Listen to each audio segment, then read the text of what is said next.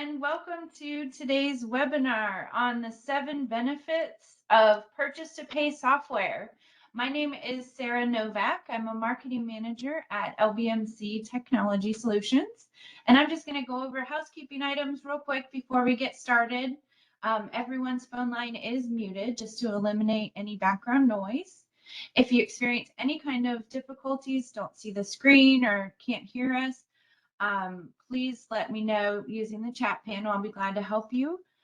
We will be taking questions throughout today's webinar, so please submit them at any time throughout the webinar, and we'll make sure to get to as many questions as we can. And we'll be sending out the recording for this webinar in just a couple of days, so please feel free to share that with your coworkers. So today we have Bill Hammer and Mike Wood with Compleat Software, who will be presenting today. We're proud to offer their solution to our clients as it combines automation with a seamless approval process. So thank you so much for joining us today. And Bill, I will turn it over to you. Thank you. I really appreciate it, Sarah. I'm the GM for North America for Compleat Software. With me is Mike Wood, our North America channel manager.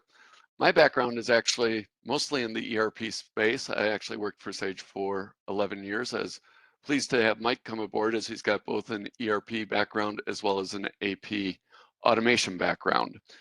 So the agenda today, what we're going to take a look at is how can we gain productivity savings, basically save time by automating, gain visibility to where things are, losing paper. Basically, how do we move away from paper files, tracking paper, where is it at, who has it, and the plethora of things that come away with filing and dealing with paper in general. And then controlling spend as it happens, improving relationships, simplifying your buying process, and making better decisions in real time, okay? When I boil these things down, we're in a very interesting time. Interest rates are rising, inflation is there. One of the things that a business has the ability to control, if they've got the proper insights, visibility, and systems in play, is to be able to control what their AP spend is and how much time they're processing and taking to do things. And that's really where we want to focus today. So on the productivity gains, what are we trying to do?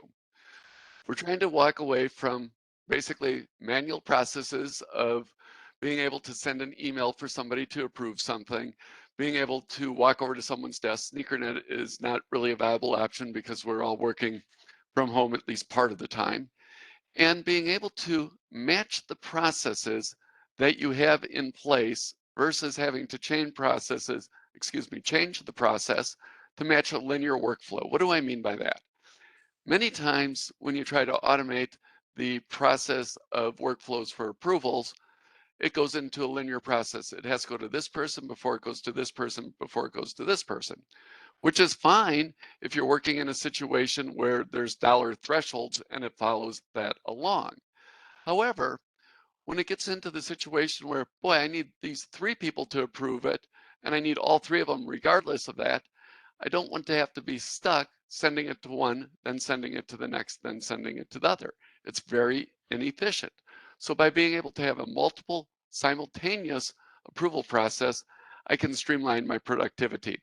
And then more importantly, that ability to see who's it at, am I waiting for it, and where is it going next? So that we can be really understanding where the process is and doing proper nudges. Since we all work remotely, being connected to any device is important as well. Being able to do approvals from a phone or a pad, regardless if you're in Starbucks, home, or at the office. So being able to keep up to full speed regardless where you're working. And then automating coding of invoices, a repetitive task. Anything we can do to remove repetitive tasks saves time and gives us time to do more valuable things. And what do I mean by the repetitive task?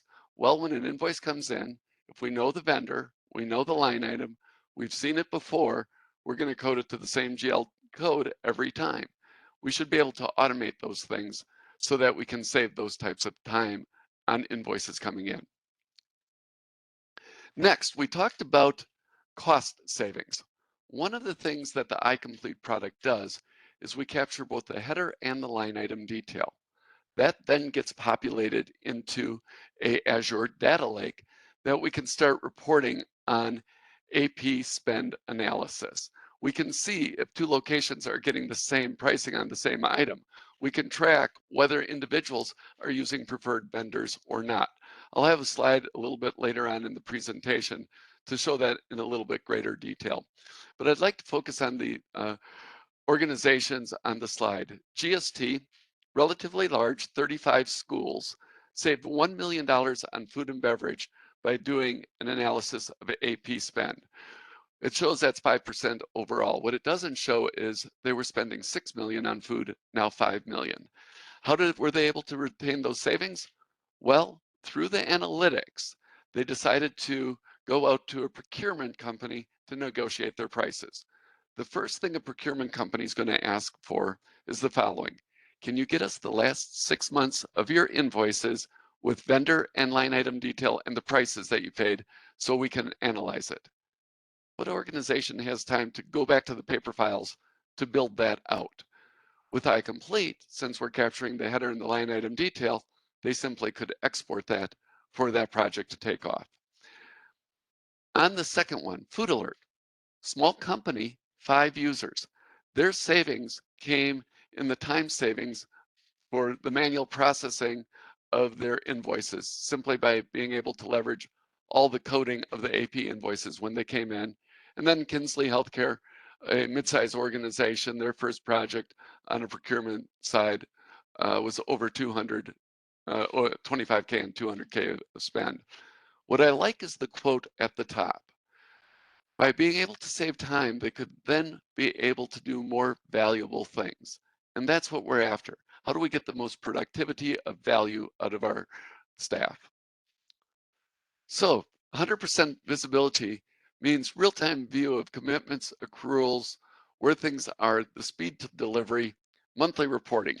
So when I take a look at this, it's the ability to understand, where are things in the approval process, where do they need to go in the approval process, and what's been approved, what's been paid, what's about to be paid, and what's about to be raised. So if I take a look at expanding from AP automation over to purchase order and integration into e-commerce sites, at this point, I can now start to control what vendors are being used to make sure we're staying within the preferred vendors. I can see who's raising the purchase recs, and I can see where they are in the process and the approval process. That by the time the invoice comes in, all that needs to be approved is the payment because it's already been pre-approved through the PO process. The second thing, when I get down to the bottom and I start taking a look at budget management, those departments have to fill out a budget every year for finance.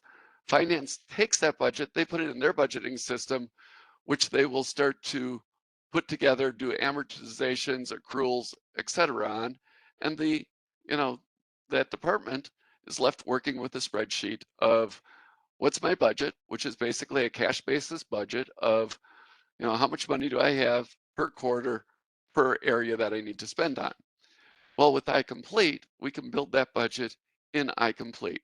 So what this does for that department is they can see what invoices have been paid against that budget, what invoices need to be paid against that budget, and what POs have I already raised against that budget.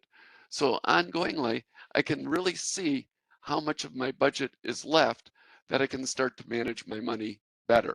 And this gets into that ability of savings. I'm not going to start raising POs that go over my budget because I got full visibility into the budget. Simply lose the paper.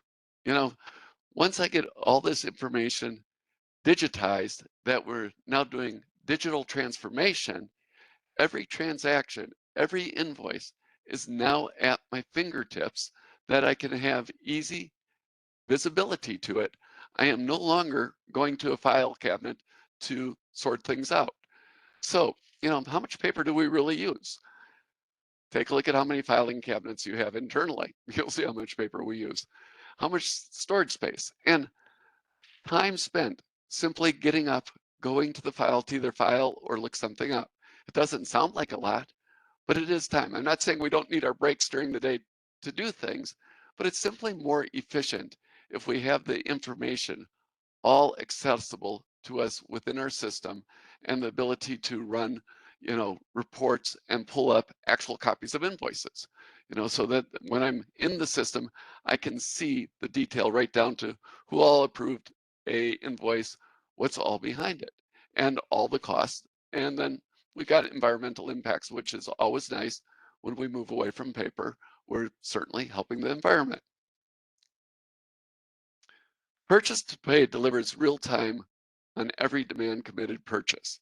What this means is that ability when you raise a purchase order is to control the spend at the time of the purchase order. All savings takes place before the order is placed. Once it's placed, we're just diligently accounting for it as it comes in. It's too late to try to save money once it's already been placed. So by having a tight process in place for purchasing that's automated, that you can see where things are, what the spend is, what the vendor's being used, or even better yet, lock down what vendors they're purchasing from, that they're staying within the corporate guidelines, you can really take control over that spend. And then when the invoice comes in, the ability to do a 2- and 3-way match without user intervention. So at the end of the day, what we're really trying to do is put the governance in play to be able to maximize our AP spend and put efficiencies in play that we aren't having to do manual processes, that we can be more productive with our time to be able to go out and negotiate better prices, educate internally, and do things that actually have a value to the business versus doing a repetitive task that we can automate at the end of the day. I think I went one slide forward. Hold on, sorry about that. So you get to choose your vendors, allow your teams to buy in line. And there's a lot of coaching that comes in play with this, because what you're trying to do is train them from what they do today is different than what they're going to do tomorrow. So we're changing their work environment. They may say, you're giving me more work, when the reality is we really aren't giving them more work. We're simply changing the mechanism that they do their current work. Because if they're raising a PO today, they may simply be sending you an invoice email that says, hey, can you order this for me? And here's who I want to buy it from, and here's the item, and here's how much it is. Well, in essence, they are raising a purchase order. They're just doing it in an email. So all we're doing is really trying to educate them that their process is the same process. We're just automating it, that it doesn't have to be entered twice.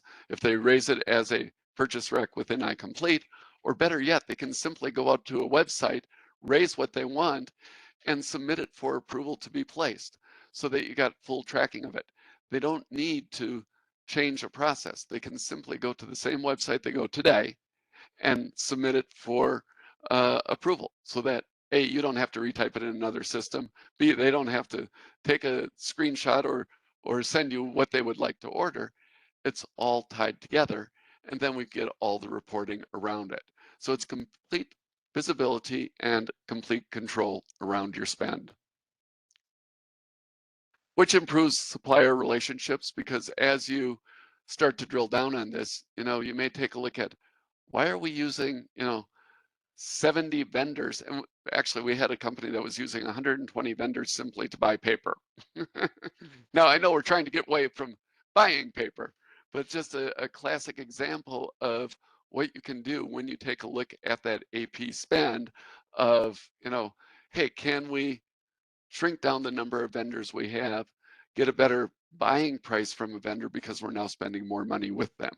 These are the types of things that we want to improve, and improve the experience for, all departments on their purchasing experience.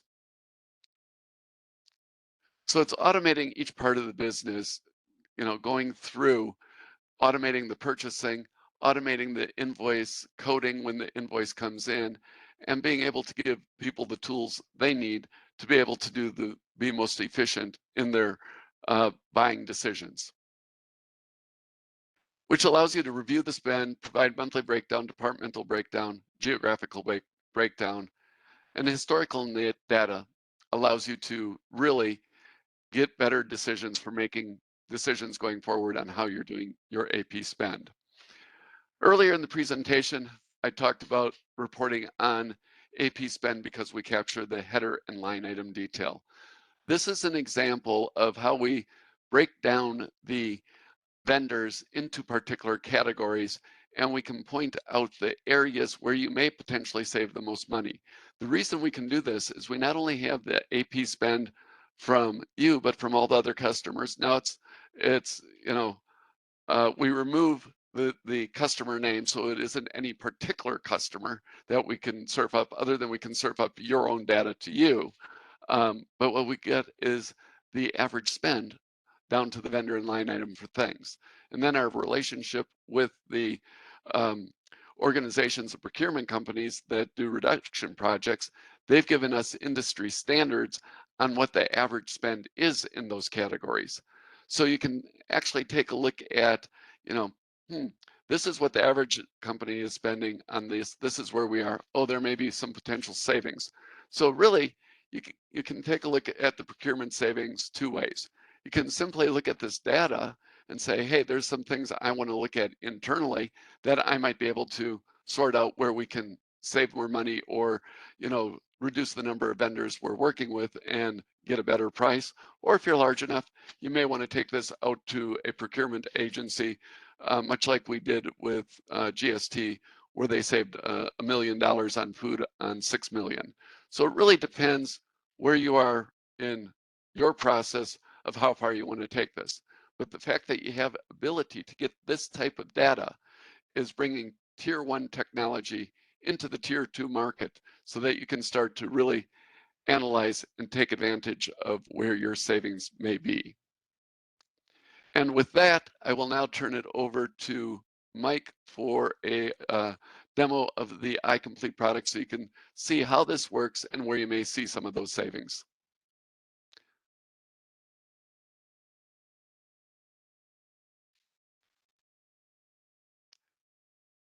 And we're just making Mike the host at the moment so he can share his screen. And from there, we will go on with the presentation.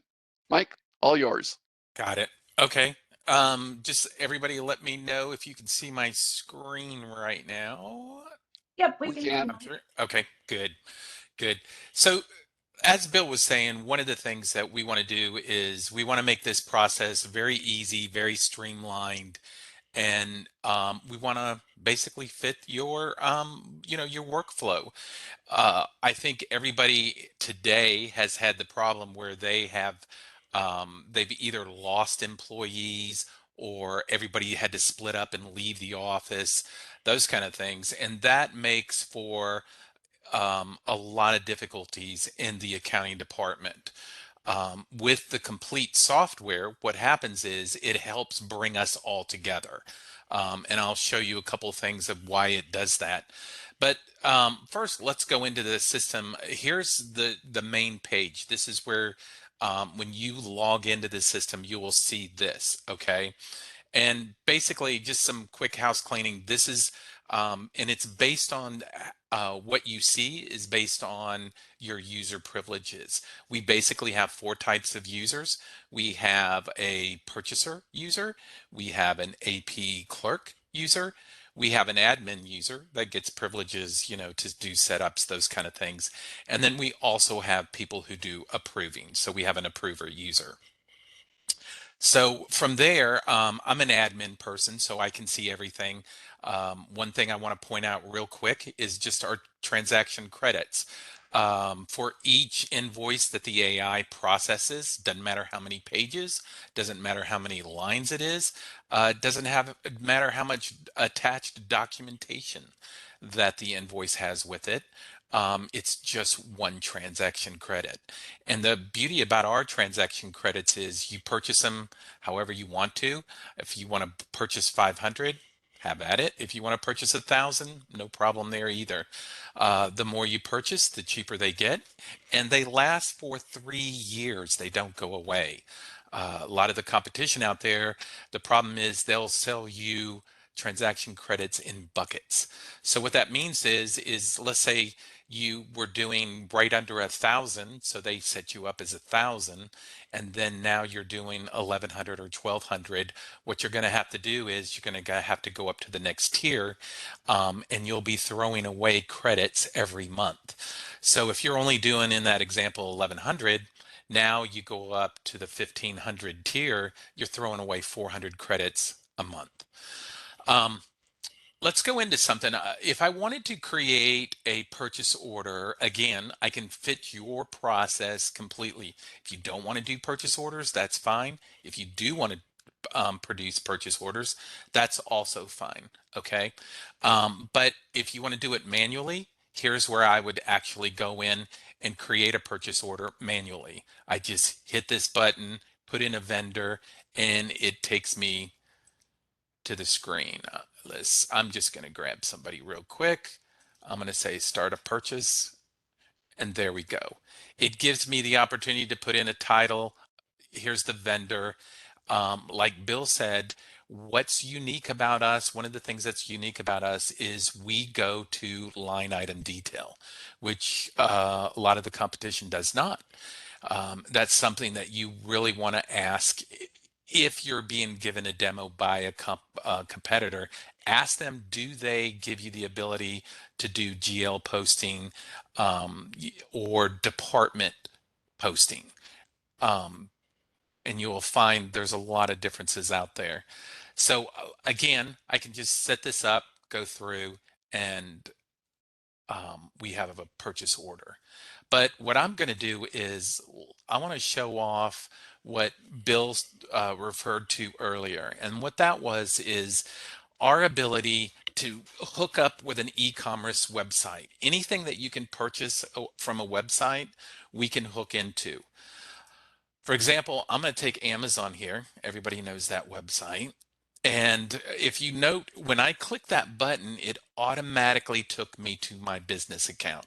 If you see up here, let me move that out of the way real quick. I doubt you can see it. But anyways, you'll see that it verified that this is my business account, that I have user privileges.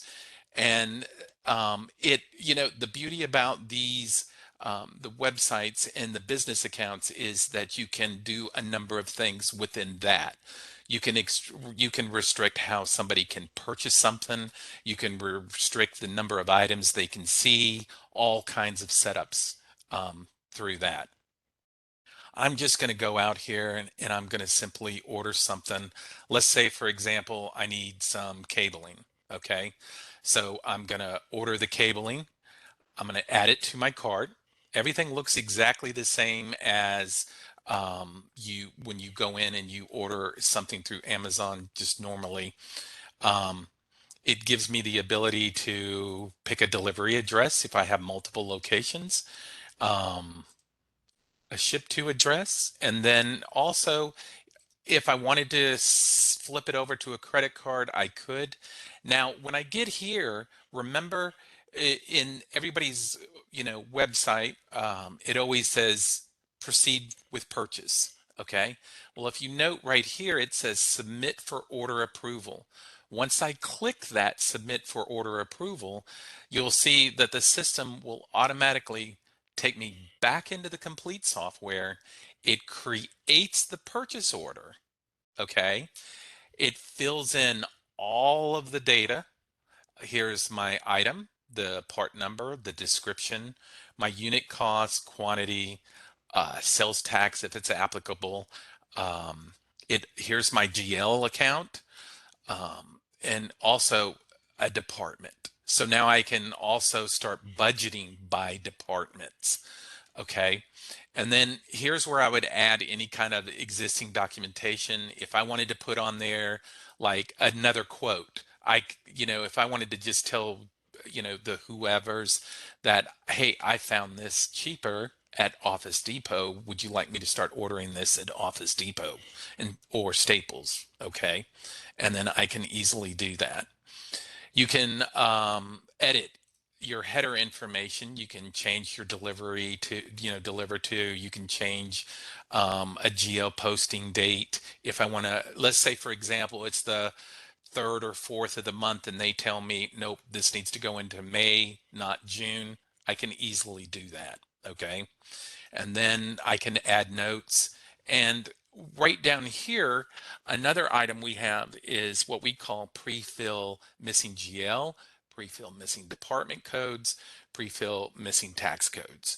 So it's kind of a, like a little template driven thing where, you just click the button, everything is done for you instantaneously. And then um, from there, all I have to do is I can either order it if the vendor has an email address on their setup. It will automatically create the purchase order, send it out, and request it. Or I can send it to an approval, like Bill was talking about earlier. I can send it through an approval workflow. Okay. And this is a good time for me to show you under the hood how our approval workflow works, because it's important to ask this question.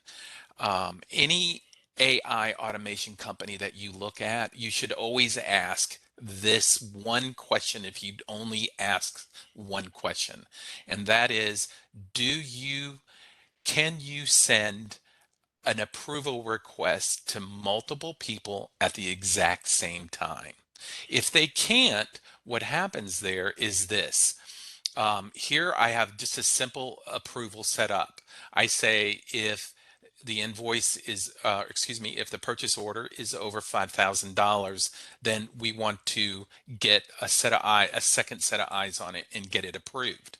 If I go down here and I set up another approval, what happens is, and this is how a lot of the competition does it, what happens there is I have to get this message either on my phone or on my desktop or laptop or tablet or whatever.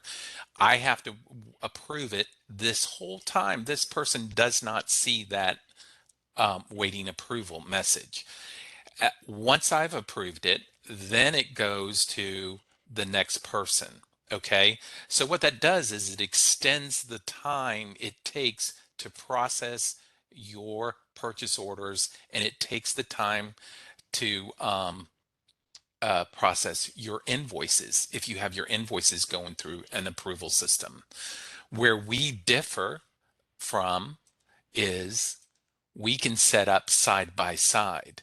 So if I want to set up where he's the head of this department, and I want to set up to where John and the AP clerk both see it at the exact same time, I can just simply this easy add it, put my criteria in, say, well, if it belongs to this particular department, I want John to look at it also and put his eyes on it. Okay. And it's that easily set up and that easily done. So with that, let's go into, now that the invoice has been, or excuse me, the purchase order has been created, I'm going to actually go into it again to show you just everything that needs, that is done. From here, I'm going to go ahead and submit it and order it. And then all we're waiting on now is for the invoice to come in. The AI will pick it up out of our mailbox, and you can set up any kind of forwarding email. It's very easily done. And it's, it can come in all kinds of different formats. It can be a TIFF file, it can be a GIF or a PDF file. It can be a number of files. It can be a picture if you want it to be the invoice. The AI has the ability to read it, pick it up, do the two-way, three-way match with the invoice, and then it will say you've got an invoice ready to be processed. Okay. In the purchase order bucket, you'll see that I have a number of columns up here. Again, Bill was talking about complete transparency, and that's what we do. Saved is, let's say I'm a purchaser and I'm just constantly all day going through different websites, ordering this for somebody, ordering something else for somebody, and I'm just saving them, right? I don't want to, do 200 invoices a month. So what I'm doing is just at the end of the day, I'll close these out. I'll just go into them. I'll I'll pull them up, close them out, and send them off on their way. Okay. Submit it means that I've actually closed out the order. I've submitted it for approval. It's now waiting for approval. And then here are all my approved invoices right here. You'll see over at the side, it says successfully issued. This right here, you'll see that it is, I haven't yet issued it to Amazon for it to be purchased. So again, very unique, very easily read, very easily maneuverable, all of those things. Okay. Let's go to manage invoices. And you'll see again in manage invoices, we have pretty much the same buckets up at the top. Unprocessed means that the AI has picked it up, taken it out of the mailbox, processed it, and it's waiting for the AP clerk to take it and review it. Like Bill said in one of the slides, what we're doing is what the AI does for you is it takes out all that redundancy, all of that data entry, opening up an email, trying to find the purchase orders, doing the matches. I come from, like Bill said, he came from the IT world. I came from the accounting world. And when I was working in accounts payable, I remember I used to hang around people that everybody loved me, except when month end came around. And I would walk downstairs with a big handful of invoices, and everybody would run from me because why? Because they knew I was coming to ask them, where is this purchase order? Because I got to make this match. Okay. So that's very common, and all of those kind of things go away. You'll see here they're matched. This one is a part match. Maybe somebody added a line or only part of the order came in. Here's an overmatch. What particularly, a lot of times there's a freight charge on there that we did not know that there was freight on the, um, on the item when it came in. So you'll get, those kind of things. Duplicate match is another one, or no PO whatsoever. Let's say it's our gas bill and we don't add a purchase order to it. Easily done. Okay. The AI will still pick it up. It still will process it. When you go in, you will see this one, a match has been made. Here's the vendor, the gross of the, here's the vendor and the gross of the invoice. And then here's the actual purchase order. And if I want to see that purchase order, I can easily do that. If I want to print out a copy of it, I can see it at a full screen, you name it. Okay. I can also, at this point, I can add any kind of additional documentation to it. I can add notes to it. And then I've got my quick actions. If for some reason it's like the gas bill and I want to allocate to different departments, it's easily done. All I do is add a line item. Since we go into all the line detail like this, now that I've added a line item, like this, you'll see the item code. Just, it's the gas bill description, gas bill unit costs. I'm going to divide it by 4, and then put in a quantity of 1 net, and then I'm going to give it the GL account for that, and then I can departmentalize it, okay, and put it in for the department from there. You'll see too, when I go into these lines, you'll see a copy of the invoice right here. And then also, if there's any existing documentation, you'll see it right here. Supporting documentation will come up. Okay. Just like that. It also gives me the ability, if for something I need to review, lines require a review, I can do quick actions and correct the situation, or I can go in one at a time and add whatever needs to be reviewed there. Once I've gone in and I've actually created, everything is done, everything's fixed. I can also, what's nice is I can look at, um, like I said, each line, review it, those kind of things. And once it's been sent on to accounting, you'll see once it's approved, first of all, is say waiting approval. If we do have an approval system, a lot of people, with the AP system, they don't, the AP clerk is the last step in an approval system for an invoice, right? So once that's approved, um, it'll be over here in this box. And then once we send it, it's been approved. It'll go into your account, and you'll see right here, it'll say, it'll take a few seconds, but it'll say come back once it's posted into your accounting, your ERP. It will come back and it will show you what general ledger what journal it actually posted to. Also, you can have notes out there. If in accounting they put any kind of notes or they put any kind of documentation on it on the ERP side, it will show up here and show you that also. Also, what you can do is you can look at the timeline in the documents. Again, like Bill said, we want to make sure that it's completely transparent to everybody. Okay, so it says Mike Wood opened this, created it at this time.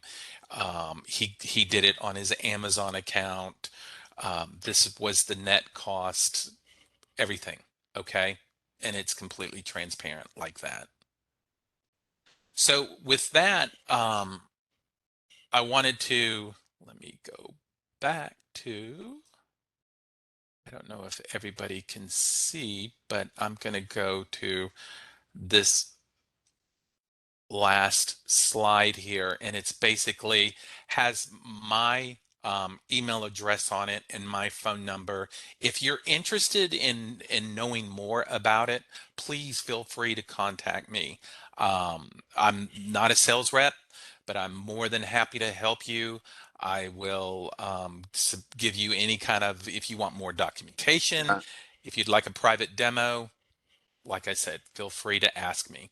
And then Along those lines, Mike, we've got a very close relationship with LBMC. So when you reach out to Mike, be sure to let him know who your strategic account manager is, so that we can make sure that we get all three parties on the same page. And then, are there any questions that came in, Sarah, at this point? No, I don't see any questions, but certainly if anything comes up and anyone would like more information, you have Mike just showed his information, and or feel free to reach out to your strategic account manager as well. But with that, unless you have anything else, Bill or Mike, I'll go ahead and wrap this up. It seems to me that Mike did a very complete demo, to the point that all questions were covered in his demo. Right. So that's a lovely experience. But certainly, all kidding aside, if there are questions that come up after the fact, certainly we'll be happy to take them on and answer any questions that come out of this. And Sarah, really appreciate you and LBMC for giving us this opportunity, and look forward to building this out and seeing what we can do to help folks. Great. Thank you very much, everyone, and enjoy the rest of your day. We'll be sending out this recording in just a couple days. Thank you. Thanks. thank you, everyone.